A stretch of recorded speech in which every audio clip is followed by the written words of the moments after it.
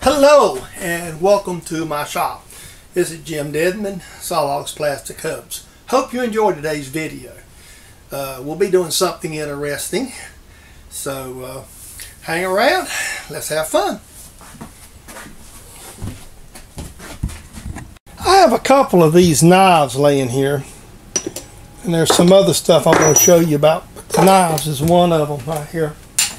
The two knives you see laying there is just, standard slide back knives. One of them's an import, one of them's actually a Stanley. I seen on one of the message boards, I think it's either Hobby Machinist or Home Shop Machinist, one of the two. Somebody got tired of using a screwdriver. So I'm going to do what he did and make a couple of quick thumb screws going outside of that. A suitable piece, I'm going to use brass just because it's decorative. You could do this out of aluminum or whatever, but I'm going to use brass because A, I've got it, and to make my little thumb screws. So the first step here in my way of doing things is I've got the piece of brass chucked up, and I'm just going to knurl enough to make the two thumb screws. This is kind of all by eyeball, and this is kind of where I want to stop at. I always set me a stop here as I go along.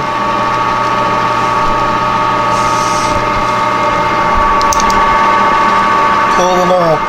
I like to do knurls and steps myself. Personally, I had better success knurling with steps, not trying to crank it all down at once to move it over, but kind of let the knurl sort of work itself into the tracks.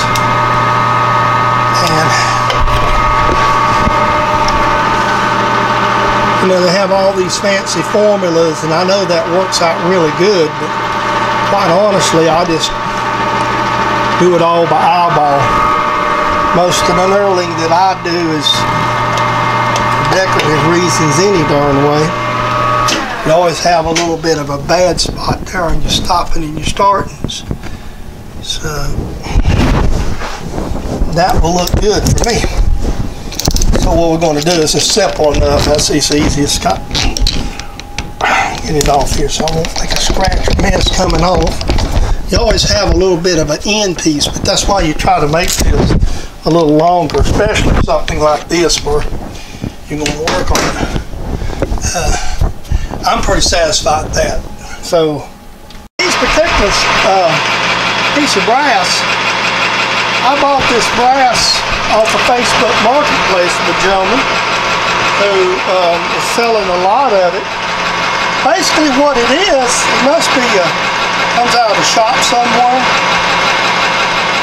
and so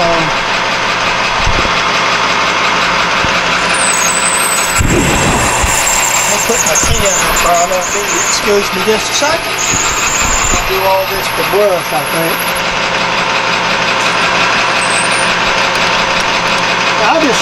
I don't know about most people. I just prefer to use a good cutting oil on brass. I'm going to clean this up anyway. But what the strategy here is, and it may not all finish today because, or I may not come back later today. Because what I'm going to do is take the brass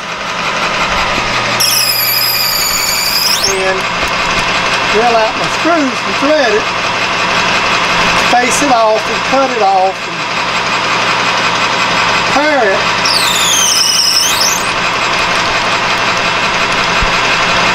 To make my thumb screws out of, and then we'll just put the thumb screw in it, and we'll just lock it up.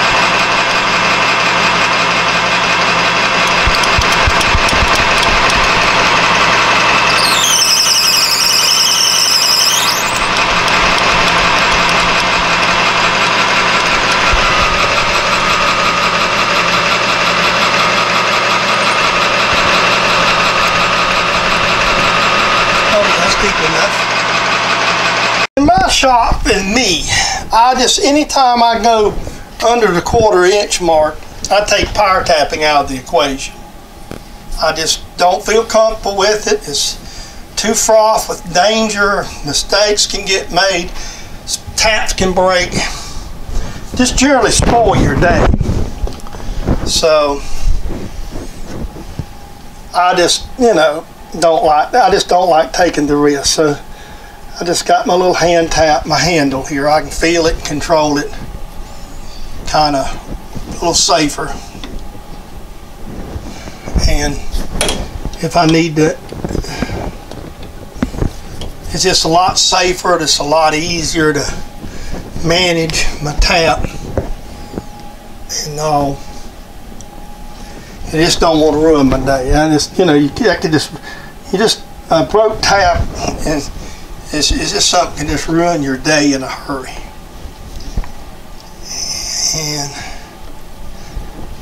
And material, taps are expensive.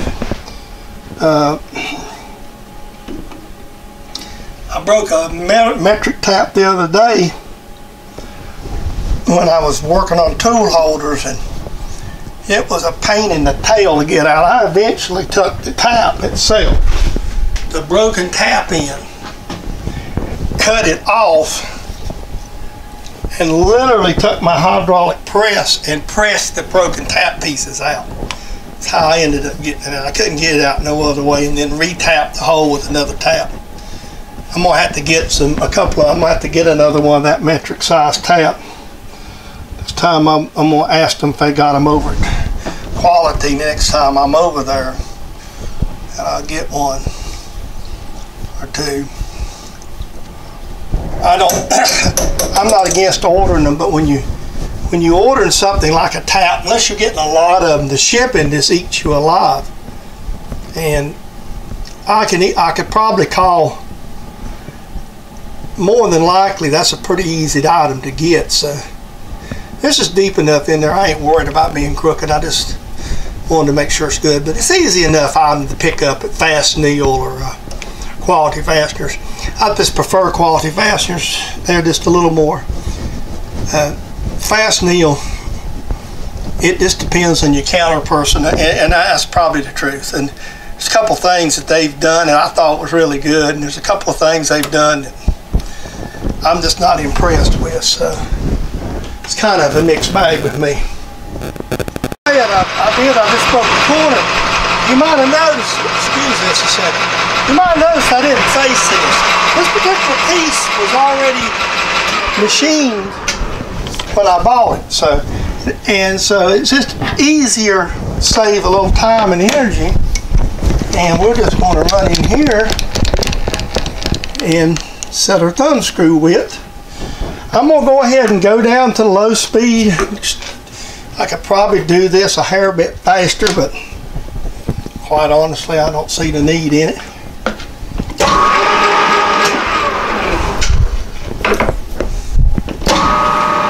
I'd rather be safe than sorry, because like the old movie, parting is such sweet sorrow. Sometimes parting can be either really good or really bad.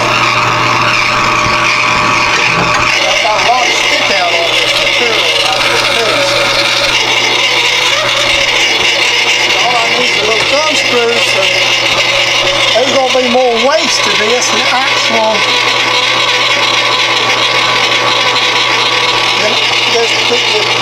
There's actually, the time you figure the cutoff wheel, there's more waste than the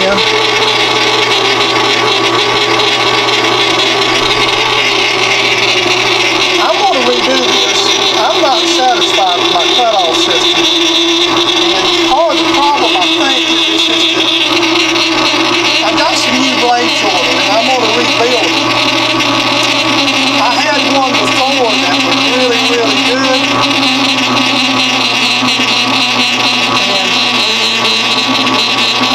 I want a thicker blade, and I'm going to remachine me one to get the blade right up against the quick change post.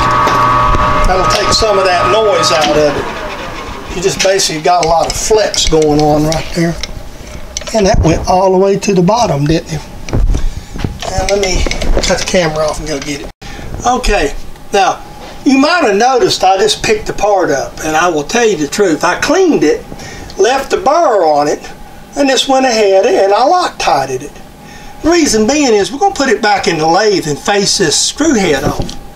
So why should I worry about trying to deburr this thing when I'm going to machine this off flush anyway? I'm going to show you cutting this off, but I'm going to show you something else. This simple matter.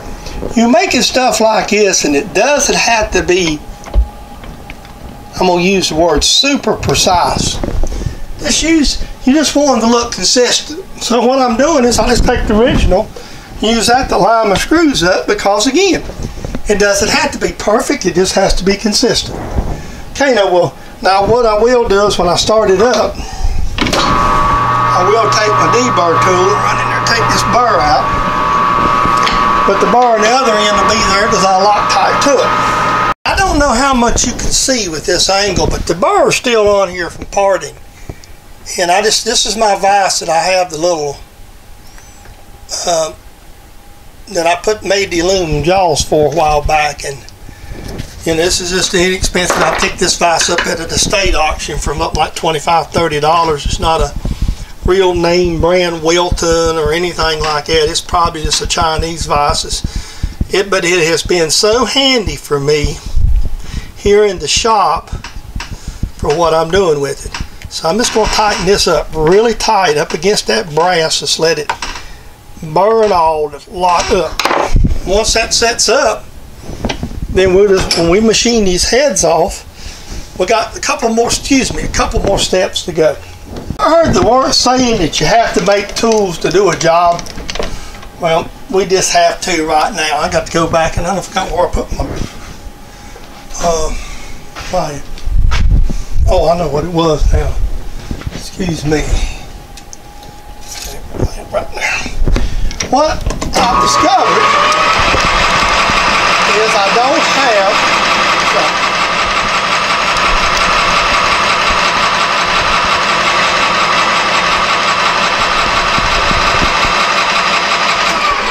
I usually keep what you call connector nuts for various different stuff, like different screws.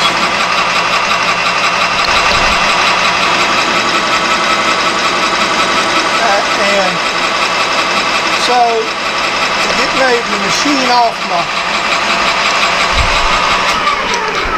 to get ready to machine my screws down here, I don't have a 1032.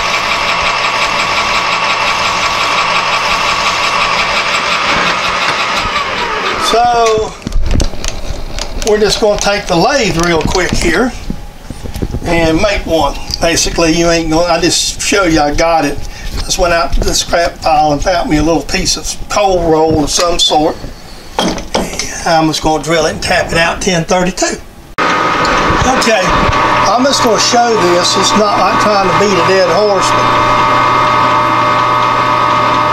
it's stuff like this you need to keep handy.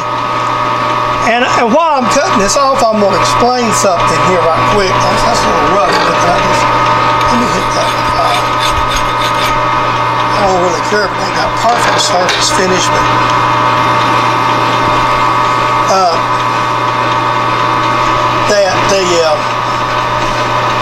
anytime you're doing things like this, it's handy to have little tools. And I've got collets, but for a one-off job or a couple of screws, just to face them true where you don't have to be dead nut accurate, if you just have something to screw threads up in and cut them off when you're making these thumb screws, it's just simple. Now I've got some of them are common, so I've got common size, but I ain't got no 1032s made up like this, so it's just handy. Seems like everything today is wanting to go all the way to the bottom. This is a thumb screw for a razor knife. It is not parts of the Space Shuttle.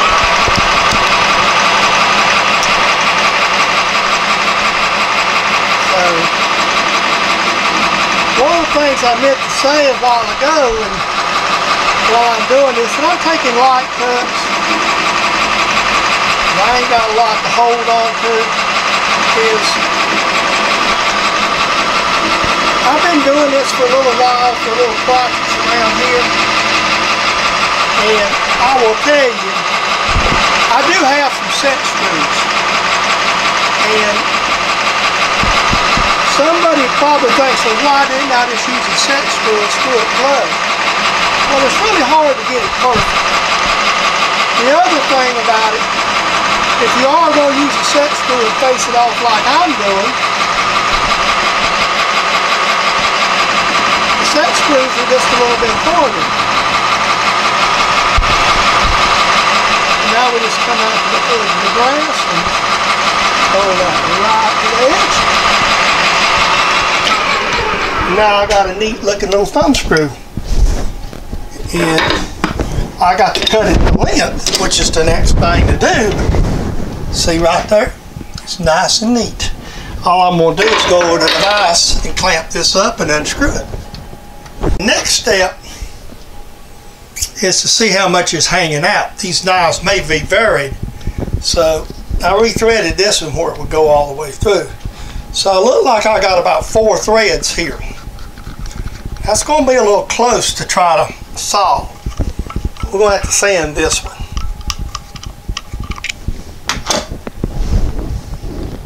There's the finished one. One of them. Screw cut off. And I think the brass looks good, but now I will tell you, if you're going to do one of these in your shop, you don't have brass. Aluminum will work, piece of steel will work, knurled. I just thought the brass was cool, and I ground on it, cut it down. The other thing you need to be careful is when you're cutting these down, you want to be very careful with that, because you can obviously break your Loctite bond. And you know I use 643 or something of that ilk. I usually use a very strong Loctite. It's a green bearing mount that because it just doesn't give up. Alright, now this is the other one. This is the second one I'm working on. So this is an import. It's a little thinner. It's a good thing, because now I can use the hacksaw, which is a lot better. I'm trying to stay out of the camera there for you.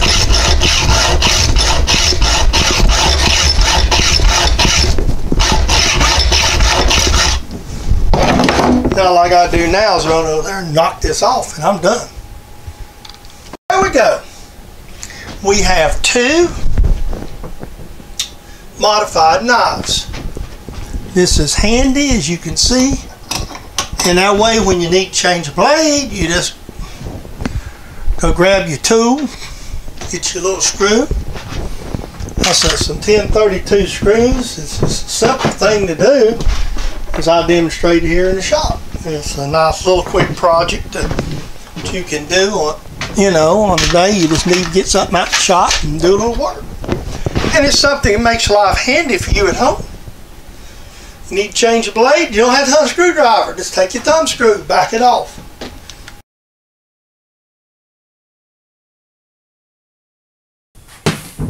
Hello and welcome to my shop. This is Jim Dedman, Sawlogs Plastic Hubs. Hope you enjoyed today's video. We'll be doing something interesting, so hang around, let's have fun.